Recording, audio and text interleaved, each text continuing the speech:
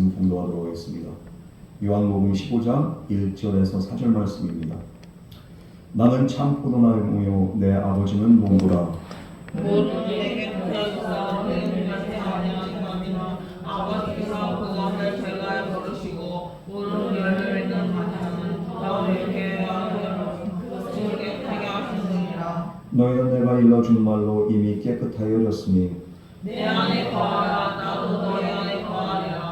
가지가 너희 있지 않으면 스스로 열매를 맺을 수 없음 같이 너희도 내 안에 있지 않으면 불행하리라. 아멘. 우리 이 시간 같이 기도하겠습니다.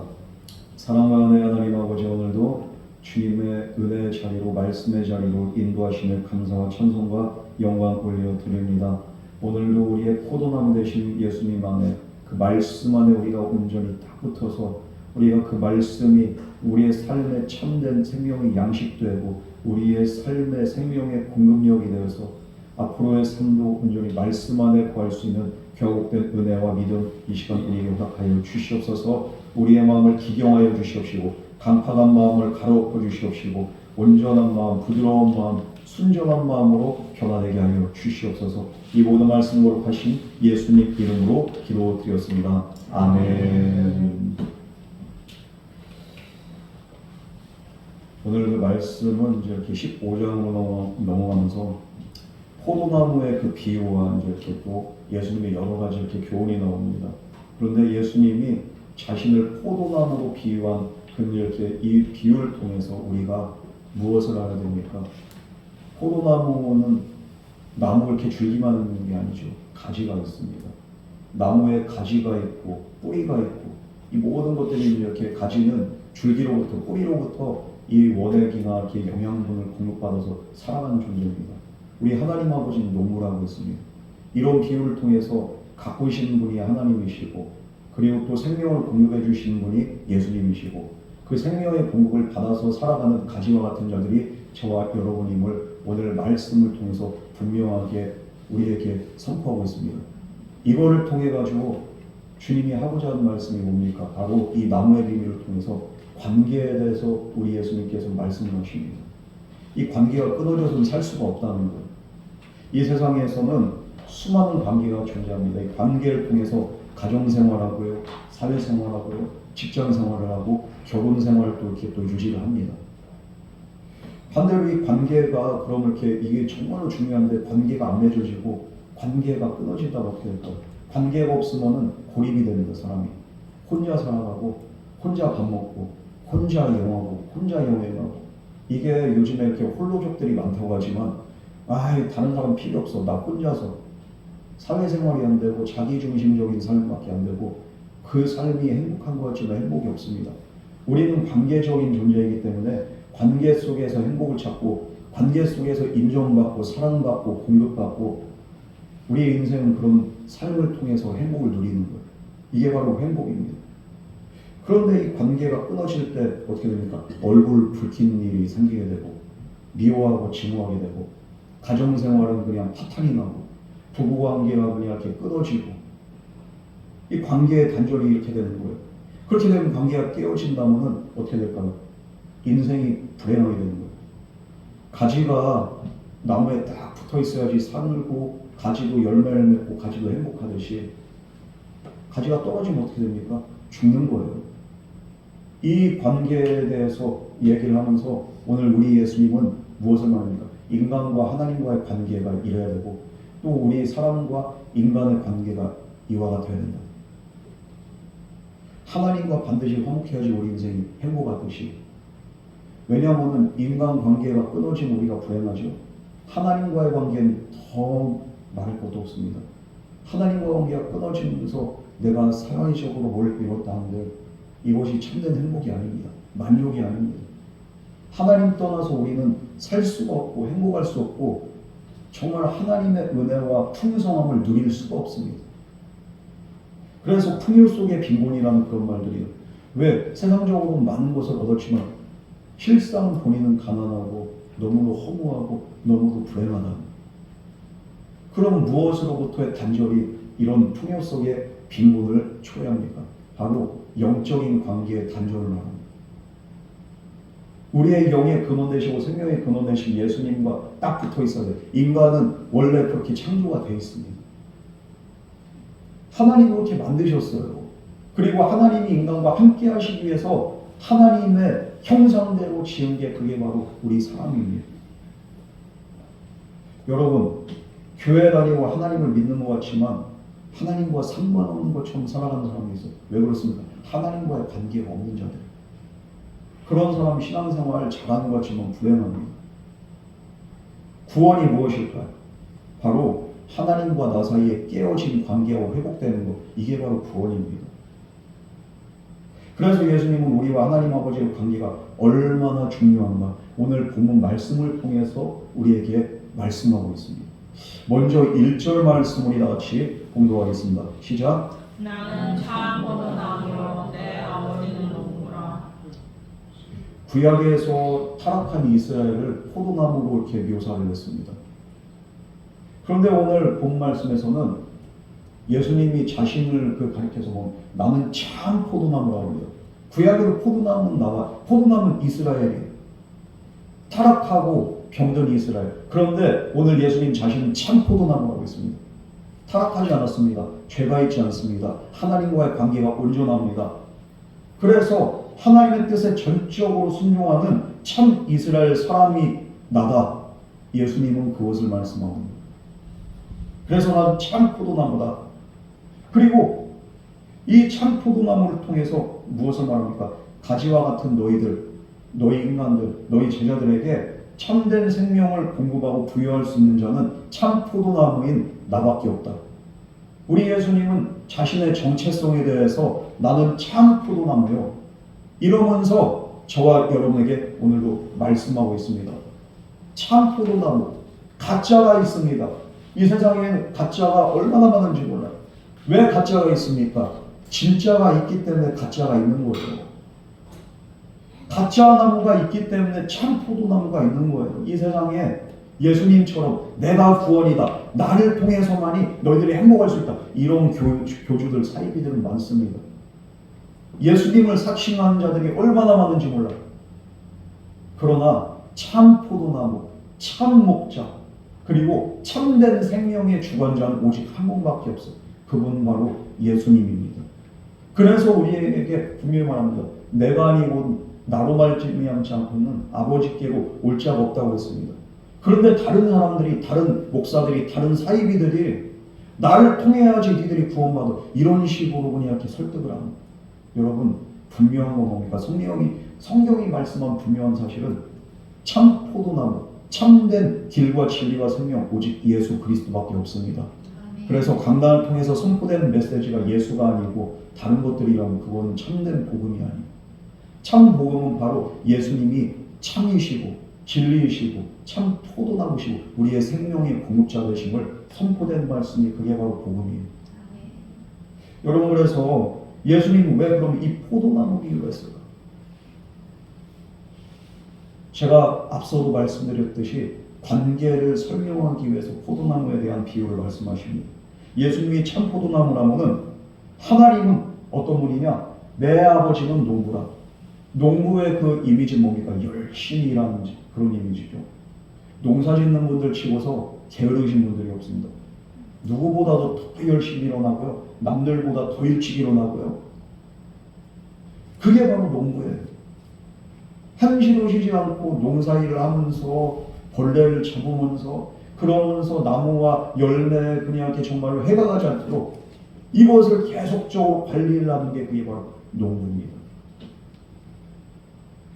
농부가 하나님이고 우리 예수님은 포도나무고 우리는 가지이고 이것이 바로 하나님과 예수 그리스도와 우리의 관계라는 거예요. 이 관계가 잘 돼 있으면은 어떻게 됩니까? 농부와 나무와 가지와의 관계가 잘 이렇게 맺어지고 협력이 되면은 가지에는 열매가 주렁주렁 열리게 됩니다. 농부가 일을 안 해봐봐요. 그럼 막 자라는 거예요. 그럼 관리가 안 되는 겁니다. 열매가 맺을 수가 없습니다. 그러나 농부는 열심히 일하고 열심히 일하면서 관리받은 나무는 또 거기서 진액을 그냥 뿜어내면서 가지에게 골고루 영양을 공급하고 가지는 또 그 나무에 딱 달라붙어서 그래서 열매를 맺고 이게 바로 온전한 관계라는 거예요. 여러분, 이렇게 될 때 농부의 마음은 또 얼마나 기쁠까요? 가지의 그 열매가 그냥 이렇게 가득할 때 농부의 기쁨은 말로 표현할 수가 없어요. 뿐만 아니라 사람들도 이 나무의 열매가 주렁주렁 맺힐 때 사람들은 그 나무를 보면서 기분이 좋은 거예요. 이 포도나무가 뭡니까? 여러분, 관상용으로도 쓰지도 못해요. 포도나무는 아름답지가 않습니다. 저번에 뭐 이렇게 유희열 집사님 이렇게 사업장을 딱 갔는데 진짜 돈 많이 있으면 이것도 사고 있고 저것도 이게 보기만 해도 불러 오셔야 돈덩어리고 아주 안 팔려서 문제지. 이거 다 팔면은 우리 교회에서 그냥 재벌급은 아니 재벌은 아니더라도 준재벌 낼래 양반이 하고 우리 유희열 집사 기도 많이 해주시기 바랍니다. 진짜 다 팔렸으면 좋겠어요. 이게 또 남편분이 그런데 또 이렇게 너무 이렇게 애정해가지고 이거 안 판다고 하는 거야. 그런데 나무들이 너무 좋아. 그런데 이 농장에 그 보면은 포도나무 같은 그런 이렇게 나무들은 없어. 왜? 쓸데가 없고 볼품이 없기 때문에 관상용으로 쓰지도 못해. 그런데 포도나무를 왜 좋아합니까? 거기에는 향기롭고 아름다운 열매가 주렁주렁 열리기 때문이죠. 거기에 달리는 그 샤인머스켓이나 그 거봉포도나 이런 거 생각만 해도 막 치기가 너무 맛있어. 사람들이 그래서 나무가 아름다워서 좋아하는 게 아니라 거기에 열매가 열리기 때문에 포도나무를 좋아하는 거예요. 여러분, 이렇게 열매가 맺힌 포도나무 이거 그냥 이렇게 가까이만 나도 그냥 냄새가 막 그냥 포도밭을 한번 이렇게 가본 적이 있어요. 그냥 들어가는 순간에 그냥 열매 냄새 취하는 거예요. 이야, 진짜 끝내주더라. 그래서 이 포도나무를 통해서 우리가 기쁨을 얻는데 여기에서 중요한 게 있죠. 나무가 열매를 맺기 위해서는 누가 필요합니까? 농부가 필요합니다. 농부는 관리하고 그리고 열매를 맺게 합니다. 관리가 안 된 나무도 있습니다. 산을 보면은 관리 안 된 나무들이 많죠. 그런데 관리된 나무하고 관리 안 된 나무들을 보면은 어떻게 하셨어요? 관리된 나무들은 올곧게 쫙 올라가고 그리고 관리된 나무들은 모양도 이쁘게 잘 이렇게 잡혀 있습니다. 왜? 관리가 되기 때문이죠. 관리 안 된 나무들은 지멋대로예요. 어떤 거는 그냥 가지가 그냥 너무 쳐져 있고 그냥 땅까지 내려. 어떤 나무는 이렇게 곧지 않고 이렇게 꾸불꾸불해. 왜? 중간에 가지치기를 안 해주니까. 관리 안 된 나무와 관리된 나무의 차이가 바로 여기에 있어요. 가지가 나무에서 그리고 또 어떻게 됩니까? 떨어지면 그러나 관리가 한만 잘 돼도 가지가 나무에서 떨어지면 어떻게 될까요? 생명력이 없는 거예요. 그 가지는 죽은 겁니다. 땔감용입니다. 아무런 의미가 없어. 여러분, 그래서 우리는 농부는 하나님이고 우리는 하나님이 잘 가꾸신 가지이고 나무에 붙어있는 가지이고 이렇게 하나님과 예수님과의 관계를 통해서 우리의 삶에 열매가 맺히고 우리에게 참된 풍성함이 있다는 것을 우리 예수님은 오늘 이 말씀을 통해서 저와 여러분에게 말씀드립니다. 여러분, 우리의 삶에 아름다운 열매가 풍성하기를 주님을 축원합니다.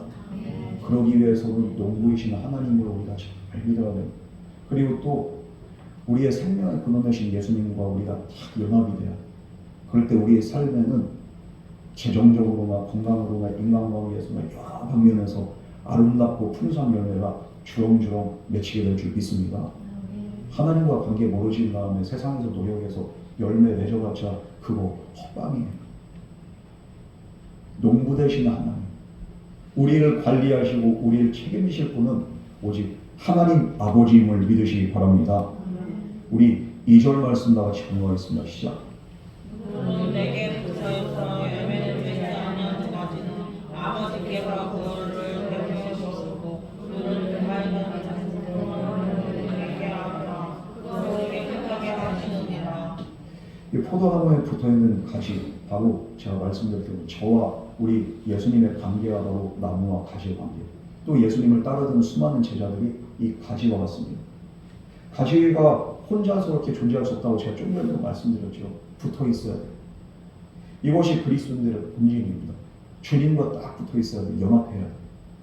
연합 안 된 상태에서는 내 나름대로 신앙생활 하지만 즐거움이 없어요. 기쁨이 없어요. 행복하지가 않아요. 아무런 의미가 없습니다. 나무에 붙어있는 가지라 해야지 그게 가치가 있고 열매가 맺어집니다.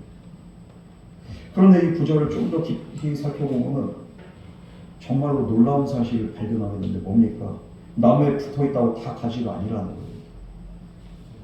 무릇내게 붙어있어 열매를 맺지 아니하는 가지는 붙어있긴 붙어있어요. 그런데 열매를 안 맺는 가지가 또 있다는 거예요.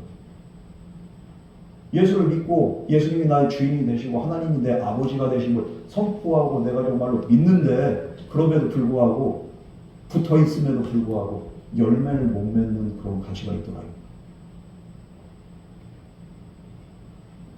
아버지께서는 그것을 제거해 버리십니다. 잎이 무성합니다. 열매가 있을 법합니다. 그런데 열매가 하나도 없어요. 이런 일이 어떻게 일어날 수 있을까요? 겉으로 보면 나무에 붙어있는 것 같으나 속이 썩었거나 말랐거나 죽었기 때문입니다. 가지. 그럼 그 가지는 절대로 열매를 맺을 수가 없어요. 붙어있기만 한 거지 죽은 가지예요. 이런 경우에 농부가 어떻게 합니까? 인정사정 없이 가지를 확 쳐버리는 거예요. 잘라내버리는 거예요. 이 말이 무슨 말입니까? 바로 생명력을 잃고서 죽어버린 가지들은 농부이신 하나님 아버지에 의해서 제거된다는 거예요. 이 말씀이 중요합니다. 나무에 붙어있다고 해서 다 가지가 아니라는 거예요. 교회 다닌다고 해서 다 성도고 다 그리스도인이 아니라는 거예요. 직분이 있고 경륜이 있다고 해가지고 열매가 무성하고 잎이 나고 그런다고 얼마나 좋아. 직분에 따라서 경륜에 따라서. 그러나 다 그렇지는 않다는 겁니다. 농부 하나님께서는 그렇다면 그 가지를 치실 겁니다. 오늘 이 비유는 우리의 오늘 신앙생활을 잘 보여주고 있죠. 겉으로 보면 매주 교회 나오고요. 열심히 봉사하고 남보다 열심히 신앙생활 하는 것 같지만 그러나 육안으로 보면 여전히 살아있는 그 가지처럼 보이지만 실상은 죽었다는 거예요. 신앙생활에 매너리즘에 빠져있고 습관적으로 신앙생활하고 인본주의적인 신앙을 갖고 있고 하나님을 의식하기보다 사람의 눈을 의식하면서 그렇게 신앙생활하고 있고 남보다 열심히 교회 생활하는 것처럼 보일 수 있지만 그러나 열매가 없어. 그런 사람은 신앙생활 하시면 예수를 믿지만 행복할 수가 없습니다. 불행합니다. 살면 살수록 인생이 비참해집니다. 그러므로 우리는 이런 상황에 이르지 않도록 우리는 각별하게 주의하고 자신을 돌아보고 내가 정말 어디에 와 있는가. 항상 자기 자신을 성찰을 해야 됩니다. 우리 예수님께서 말씀하셨습니다. 이 아버지가 농부가 과실을 맺지 않는다면 제거해버린다. 이 경고는 정말 두려운 경고입니다. 이 경고를 항상 우리가 가슴에 새기고 정말로 내가 가지치기는 당하지 말아야 될 거야. 농부이신 하나님께서 가지치기하고는 얼마나 아플까?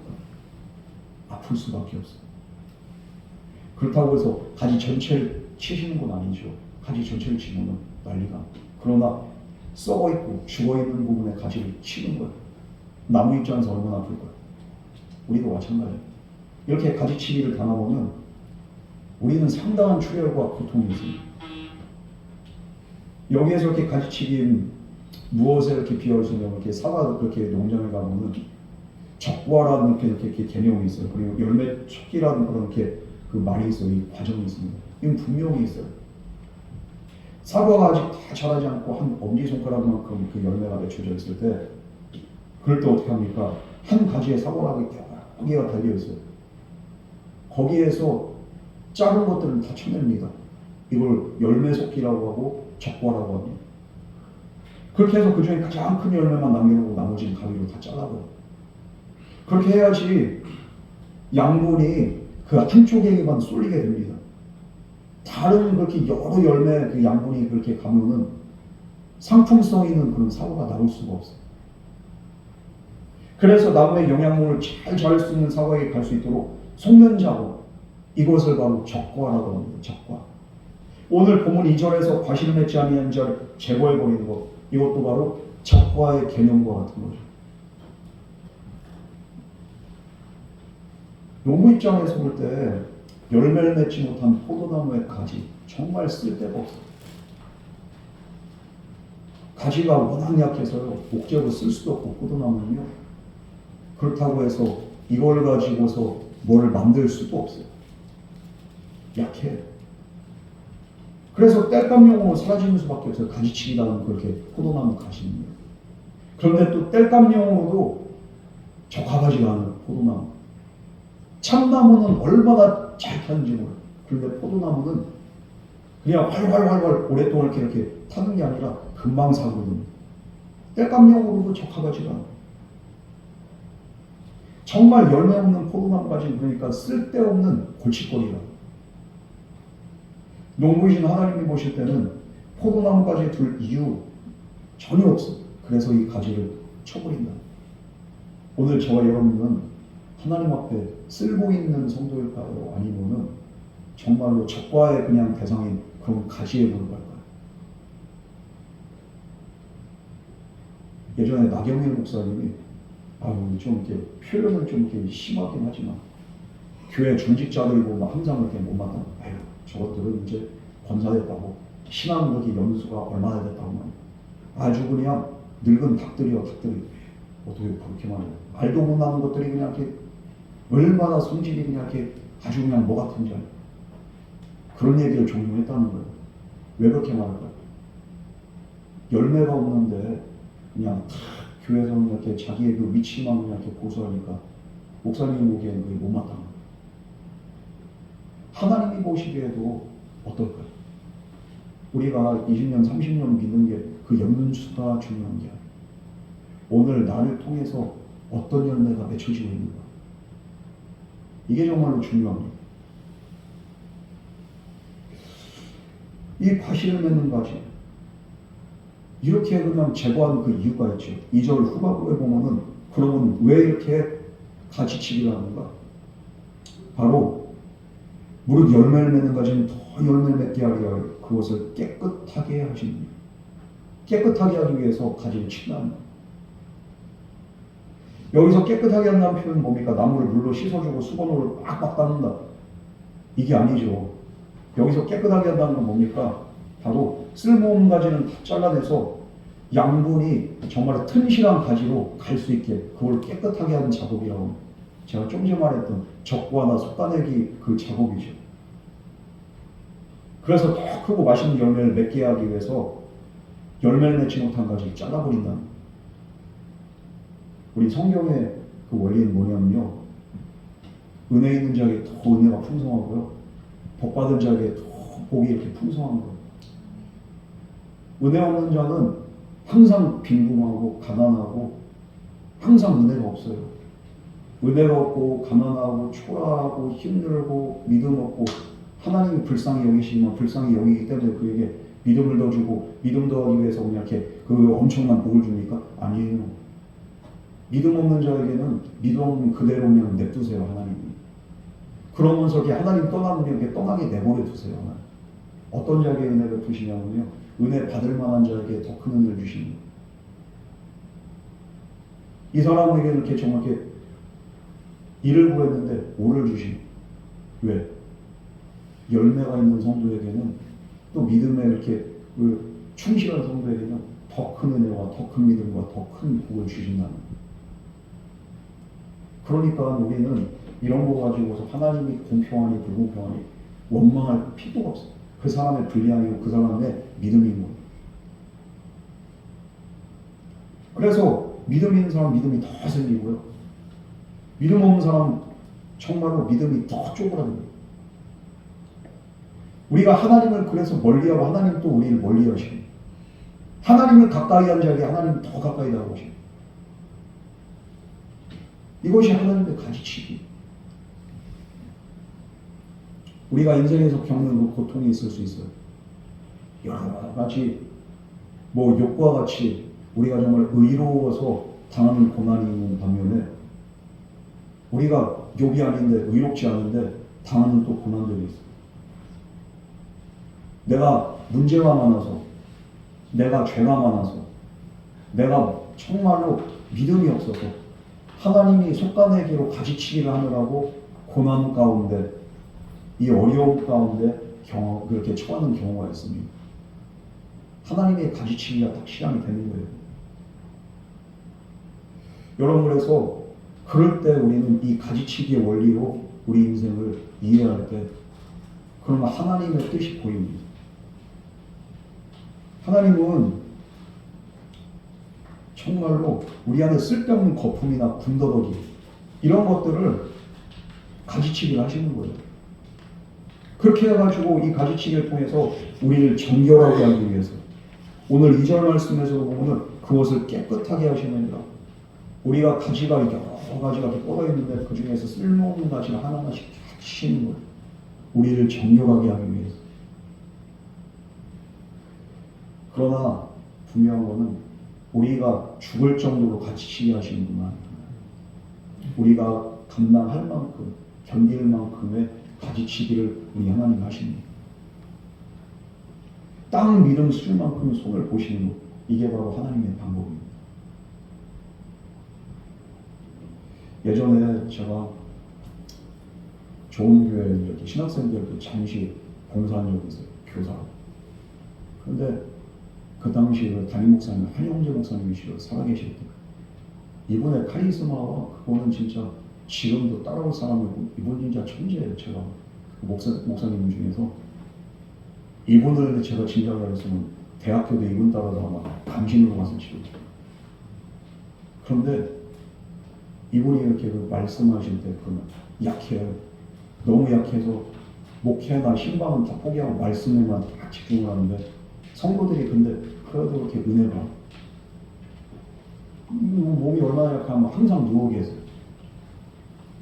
몸이 좀 멀쩡한 분이 서재 계시고 근데 그 주일 예배를 앞두고서 하루는 너무 아파서 하루 종일 이렇게 누워만 계신 거예요. 나는 왜 이렇게 약할까? 나는 왜 이렇게 정말로 이렇게 연약하고 하나님은 왜 나에게 이런 아픔을 주실까? 이런 여러 가지 생각을 해봤을 거 아니에요, 목사님이. 그런데 하나님 딱 주신 감동이 뭐냐?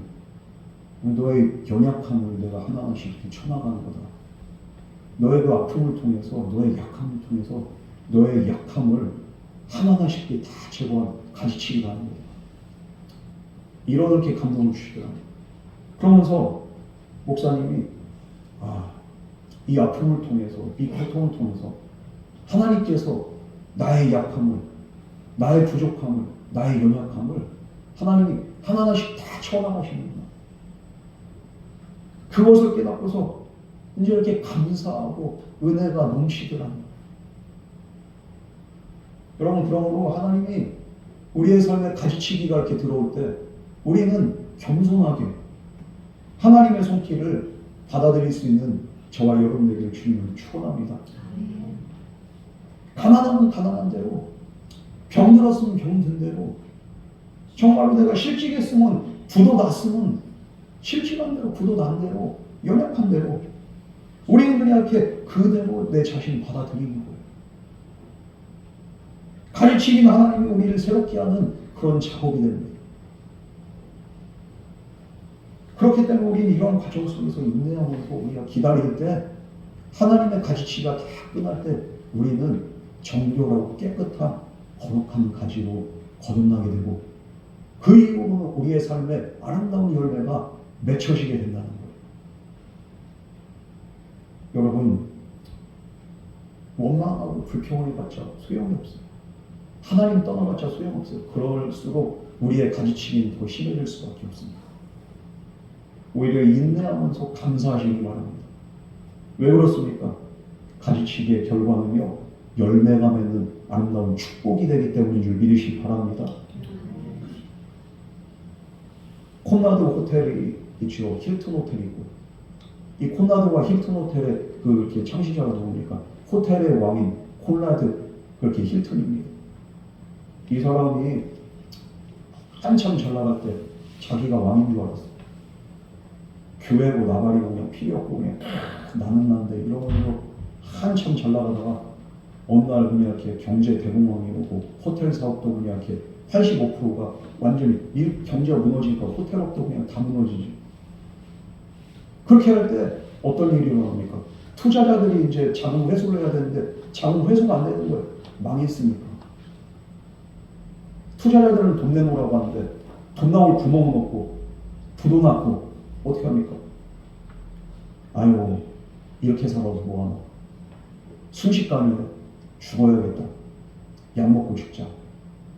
약 먹고 죽으려고 하는데 그때 갑자기 옛날 어린 시절에 어머니의 그 음성이 딱 들려오는데 아들 하나님은 너와 함께 하신다. 하나님도 절대 보이지 않아. 세상 사람들이 너를 떠나고 너를 버린다 할지라도 하나님은 너를 버리지 않고 너와 함께 하시고 하나님이 너의 요새가 되시고 하나님이 너의 방패가 되시고 하나님이 너를 사랑하신다. 항상 이 사실을 기억하려 아들.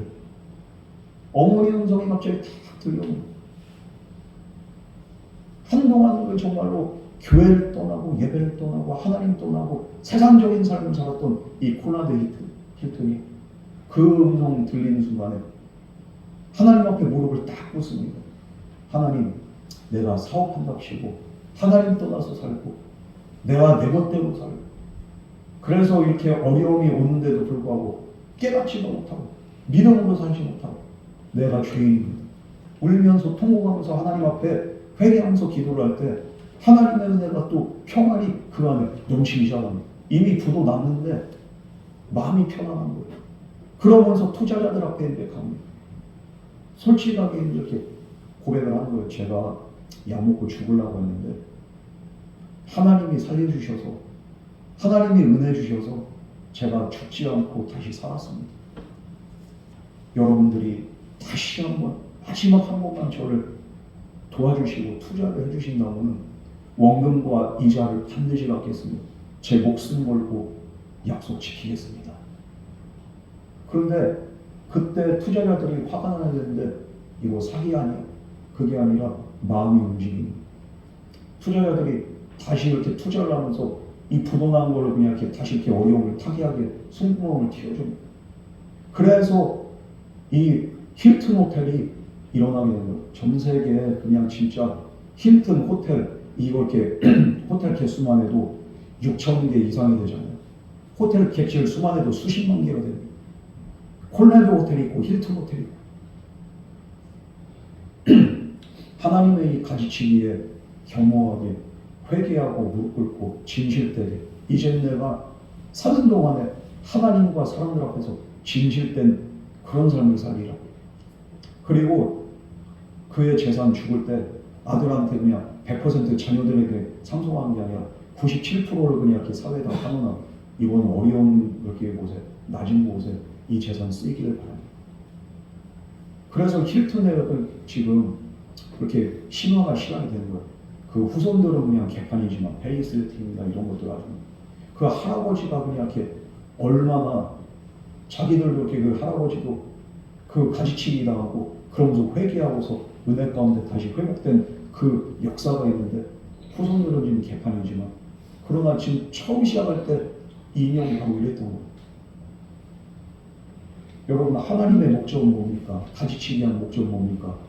우리를 살리시고 우리에게 복을 주시고 우리에게 생명 주시기 위해서 하나님이 때로는 가지치기를 하시는 줄 믿으시기 바랍니다. 그래서 우리가 수술 받을 때도 그렇잖아요. 수술 자체는 고통스럽습니다. 아픕니다. 나에게 아픔이 있어, 고통이 있어. 그러나 수술을 해야만 살 수 있기 때문에 우리가 수술을 받는 거예요. 가지를 칠 때 마찬가지로 나무 입장에서는 얼마나 아파요. 그러나 그래야지 열매가 맺히고 나무가 사는 거예요. 이 열매는 성경에서 말씀한 두 가지 열매로 우리가 이렇게 생각할 수 있습니다. 먼저는 성령의 9가지 열매죠. 갈라디아서 5장 22절에 23절 말씀 오직 성령의 그렇게 열매는 사랑과 희락과 화평과 오래 참음과 자비와 양성과 충성과 공의와 절제니 이 같은 것을 금할 법이 없느니라. 성령의 9가지 열매, 우리의 삶에서 나타나는 인격적인 열매, 우리의 성품에 이런 열매가 맺혀야 된다. 사랑하는 성도 여러분, 우리가 그냥 이렇게 교회 다니고 단순히 예수 믿는 게 아니라 우리의 삶에 이런 인격적인 성품의 열매가 주렁주렁 맺혀질 수 있는 저와 여러분 되기를 주님의 이름으로 축원합니다.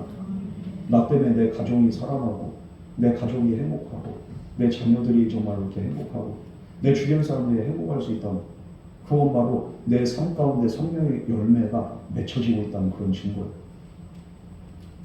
그런데 어떤 사람은 그냥 말 한마디가 그냥 이렇게 오히려 이렇게 시험 들게 하고, 오히려 그냥 이렇게 막 열받게 하고, 이건 성령의 열매가 아니잖아요.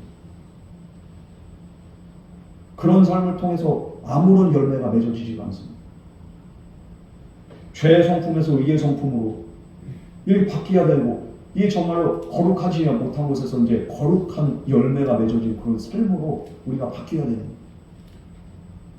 우리가 예수 믿고 구원받았다고 가시 역할 다 한 게 아니잖아요. 열매 맺어야 되잖아요.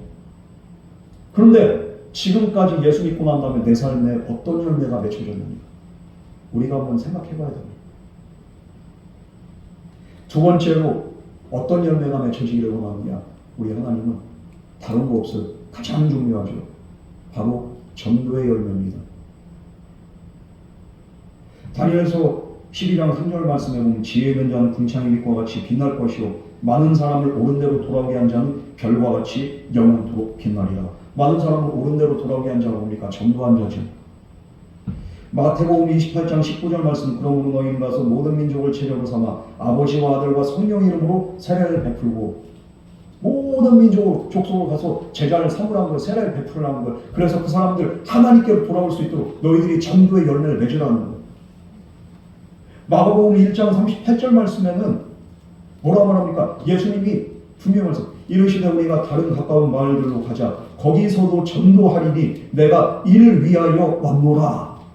예수님은 전도를 위해서 이 땅에 오셨다는 거예요. 단순히 병 고치기 위해서 온 게 아니라 영혼 구원하기 위해서, 그들에게 생명의 복음 전하기 위해서 예수님이 이 땅에 오셨다는 거예요. 내가 이를 위해서 왔다고 했습니다. 예수님은 우리의 주인이시고, 우리는 예수 그리스도의 그 나무 대신 예수 그리스도의 가지가 되고 예수님의 정말 종이 되는 거예요.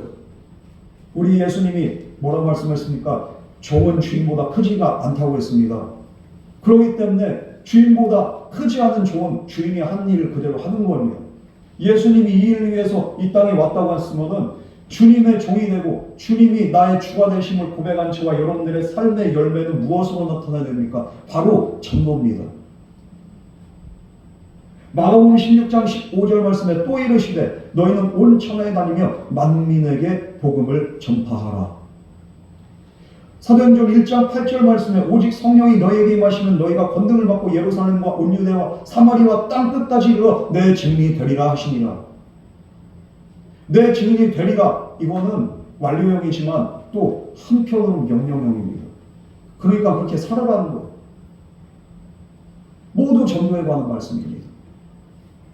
전도는 하나님이 우리에게 주신 영적인 열매입니다. 우리의 삶의 열매와 전도의 열매가 맺혀질 때 하나님이 복을 주시고 우리를 깨끗하게 하시고 열매를 더 많이 맺게 하신다는 거예요. 여러분, 문제 해결, 하나님의 축복 그냥 구하지만 마시고 그런 복을 받을 만한 그런 짓을 하세요. 그런 삶을 사세요. 하나님이 가장 기뻐하는 일을 할 때 하나님은 우리에게 또 놀라운 열매와 축복으로 충만케 하시는 거예요. 그게 바로 전도입니다.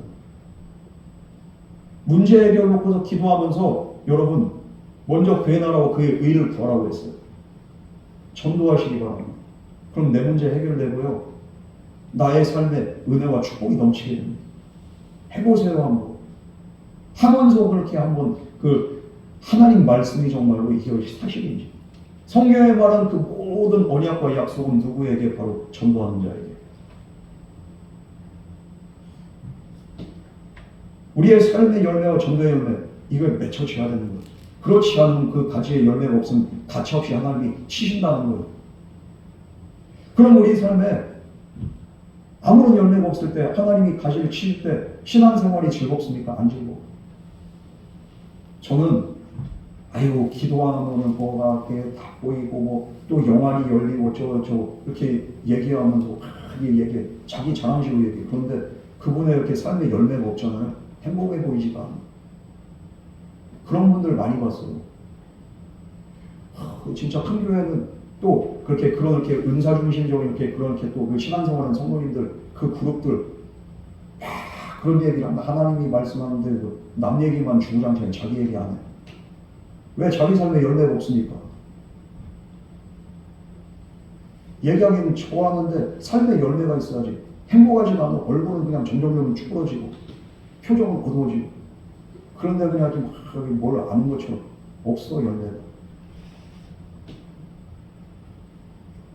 하나님의 능력은요 말보다는 내 삶을 통해서 나타나는 전도를 통해서 나로 인해서 이렇게 몇 사람이 이렇게 하나님께로 돌아왔느냐, 나의 삶을 통해서 내 가족이 구원받았느냐, 나의 삶을 통해서 이렇게 어떤 사람들이 정말로 선한 영향을 받았느냐, 이런 삶의 열매로 하나님이 평가하시는 거예요.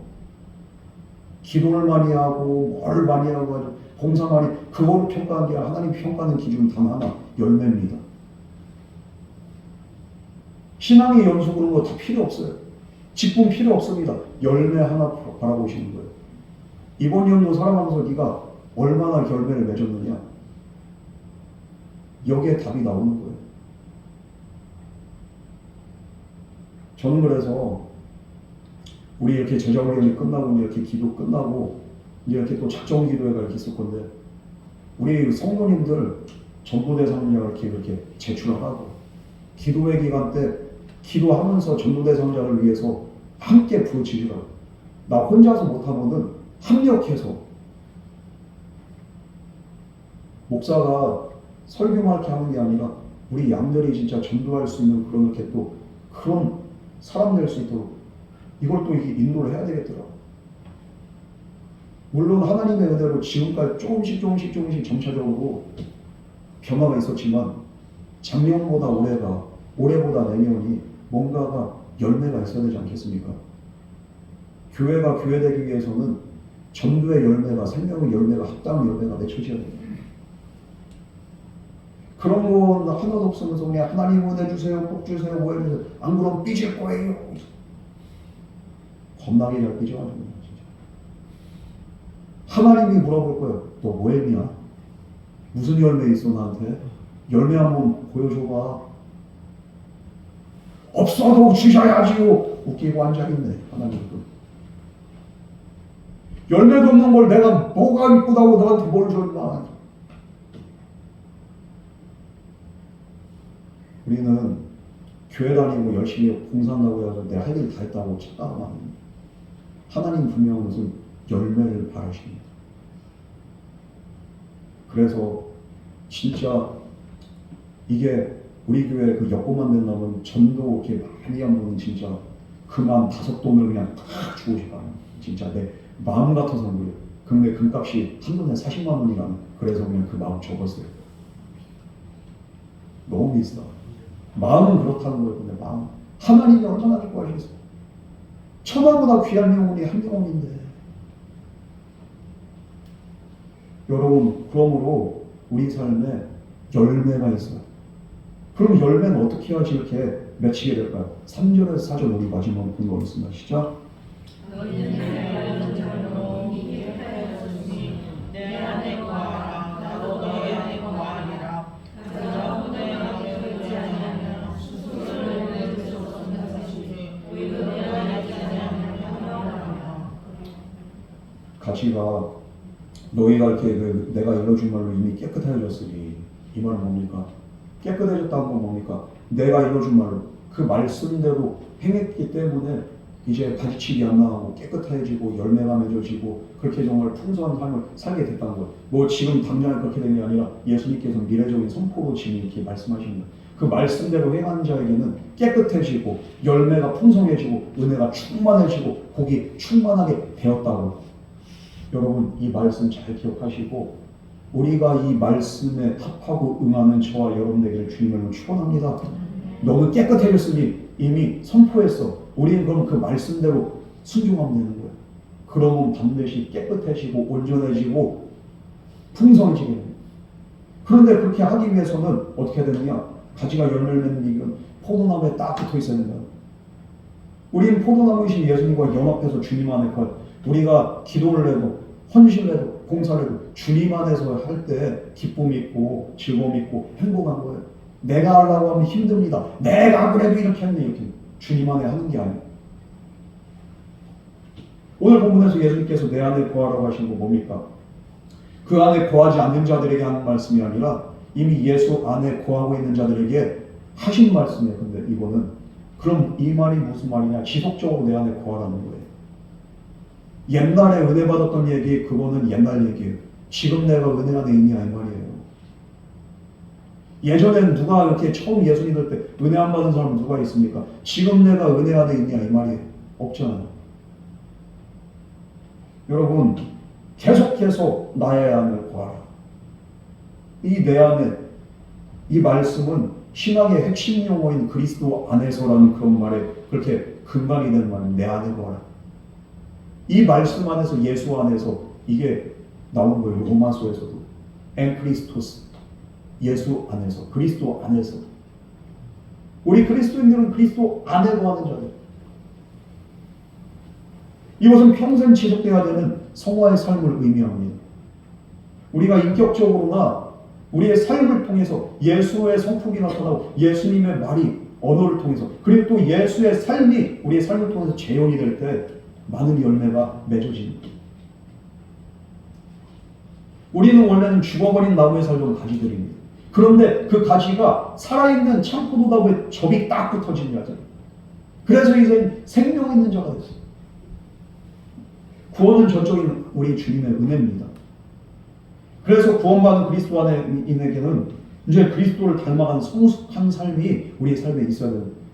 교회에서는 그냥 이렇게 정말 잘하는데 가정 가서 집에 가서 개판 있는 경우가 많죠. 그러면 안 되는 거예요. 집 안에서도 우리가 이렇게 교회 안에서도 우리의 삶을 통해서 목회자로 이렇게 간혹가다 이렇게 부부싸움 할 때 있잖아요. 그러면은 우리 사모님은 절대 반박 불가의 논리로 저를 딱 대접을 내가 할 말이 없어요. 아니 목사가 가정 안에서 목사가 아닌가? 갑자기 입이 그냥 탁 붙어버려요. 목사같이 아닌 거죠. 부부싸움하고 애들한테 막 가정 안에서도 그런 이렇게 삶의 열매가 그리고 교회 안에서뿐만 아니라 유기성 목사님도 사모님이 오죽하면 성도님들이 아이고 목사님과 같이 산 사모님은 행복하시지요. 목사님이 천사 같으신 분이시라서 너무 좋으시지요. 그런데 목사님 사모님한테 성도에 오니까 사모님이 열받는 거예요. 집안에서 저 양반이 얼마나 권위적이 얼마나 진짜 우리를 그냥 숨통을 쪼이는데 그래가지고 그 목사님 그걸 이렇게 실체라는 사모님 보는 거예요. 이들로 한번 살아봐서 어느 날 목사님이 강단에서 그날도 은혜롭게 탁 예배를 드리고서 내려오려고 하는데 이불 보따리에 싸들고 목사님 거기서 내려오지 마요. 거기서 사세요. 목사님 거기 있어. 강단에서만 이렇게 천사 같은 남편 난 필요 없어. 아주 그냥 강단에서 사셔. 내려오지 마. 유희성 목사님이 내가 뭘 얼마나 그랬다고 이렇게 당신이 그걸 몰라 당신이 몰라. 그 얘기를 듣고서 충격을 받고서 내가 정말로 아직도 많이 부족하고 그걸 깨달았다. 여러분 우리가 성숙한 삶을 살아가기 위해서 정말로 주님을 닮아가고 주님 안에 거야. 이게 바로 우리의 남은 사명입니다. 그런 변화된 삶을 통해서 또 전도의 열매를 우리 또 맺어야 됩니다. 이런 열매가 없이는 하나님 앞에 설 수가 없어. 포도나무에 붙어있는 삶이 그러면 뭡니까? 나에게 붙어있으라고 하는데 예수님께서 먼저 내 안에 거하라고 말씀하시는데 이 말은 나도 너희 안에 거하리라. 나도 너희 안에 거하겠다 하는 거예요. 내 안에 거하라고 해서 나도 너희 안에 거하겠다. 이 말이 무슨 말일까? 우린 예수님을 믿고 예수님이 또 우리 안에 거하는 건 주님의 말씀이 내 안에 딱 들어와 있는 거 그걸 말하는 거예요. 7절에 너희가 내 안에 거하고 내 말이 너희 안에 거하면 내 말이라고 예수님의 말씀이 바로 우리 안에 거하는 게 예수님이 우리 안에 거하는 거 똑같은 거예요. 왜? 말씀이 육신되어서 이 땅에 오신 예수 그리스도 말씀 그 자체입니다.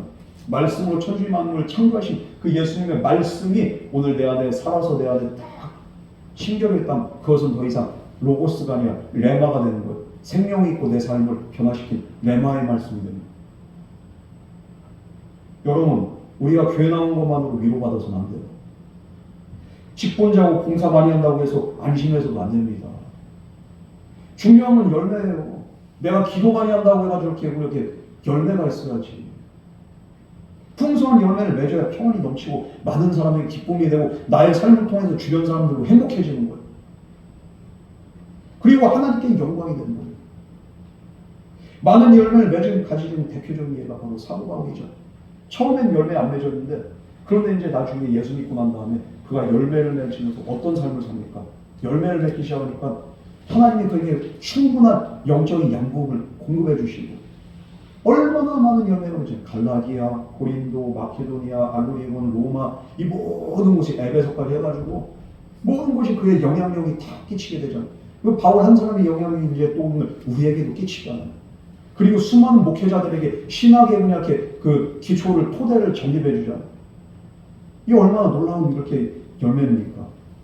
우리는 어떻게 보면 이렇게 목회자들은 바울의 제자와 같은 거예요. 예수님의 제자지. 왜 바울 신학을 기초해가지고 그 성경을 이렇게 해석하고 이렇게 성경을 이렇게 연구하기 때문이죠. 이 많은 사람들이 바울을 통해서 예수님을 알게 되고 주님을 알게 되고 수많은 열매가 또 오늘도 맺혀지고 있습니다. 여러분, 우리 참 포도나무이신 예수님 안에 구할 때 하루하루를 은혜 안에 살 수 있고 그 힘으로 열매를 맺게 됩니다. 오늘 본문에서 예수님은 내가 참 포도나무라고 했습니다. 포도나무이신 예수님께 붙어있지 않으면 우리는 아무 열매를 맺을 수가 없어요. 나무에서 끊어지는 순간에 자양분 끊어지는 거예요. 요즘에는 핸드폰 충전도 배터리 충전 어떡합니까? 그냥 무선으로 충전하는 그런 시대죠. 커넥터가 없어도 그냥 연결이 안 돼도 충전이 돼. 그런데 커넥터가 없어도 단자에 딱 붙어 있어야 돼. 충전 단자에. 무선으로 하지만 단자에 붙어 있어야지 무선 충전이 되지. 그냥 이렇게 충전 안 됩니다. 붙어 있어야 되는 거예요. 여기에. 마찬가지로 예수님을 믿는다고 했지만 예수님과 떨어져 있으면 그 무엇도 주님부터 공급받을 수가 없어요. 그러니까 신앙생활 힘들고 시험 들면 교회 안 나와버립니다. 어떤 사명도 감당되지 못하고 열매가 맺어질 수가 없습니다. 예수님 제자들이 열매를 풍성히 맺는 것, 이게 바로 하나님의 기쁨이 되고 영광이 된다고 합니다. 여러분, 우리는 포도나무이신 예수님께 다 붙어 있어야 돼요. 그리고 주님과 교제가 살아있어야 됩니다. 예수님과 교제하면서 살아가면서 우리가 주님 안에 있고 주님 말씀이 우리 안에 딱 거할 때 참으로 살아있는 그리스도인이 된 줄 믿으시기 바랍니다. 오늘 이 하루 그리고 또 우리의 남은 인생 포도나무가 되신 정말 참 포도나무이신 예수님과 거함으로써 연합함으로써 풍성한 열매가 맺어지는 저와 여러분 되기를 주님으로 축원합니다. 우리 이 시간 다 같이 기도하겠습니다. 사랑과 은혜 하나님 아버지, 우리가 정말 열매 맺지 못하고 그러면서 그냥 이렇게 신앙생활을 하면서 우리가 그것에 만족하면서 살아왔던 지난날의 어리석음 용서하여 주시옵소서. 이제는 열매 맺는 삶을 살아갈 수 있도록 우리에게 참된 은혜와 믿음과 온전한 주님의 말씀으로 충만케 하여 주시옵소서. 주님 말씀 순종하며 우리의 삶의 생명의 열매, 의의 열매, 정말로 또한 인격의 열매와 그리고 또한 전도의 열매 맺어지기를 원합니다. 이런 삶 속에 하나님의 은혜와 축복이 넘쳐나기를 원합니다. 주님께서 인도하여 주시옵소서. 예수님 이름으로 기도드렸습니다. 아멘. 우리 이 시간 하나님의 말씀을 기억하면서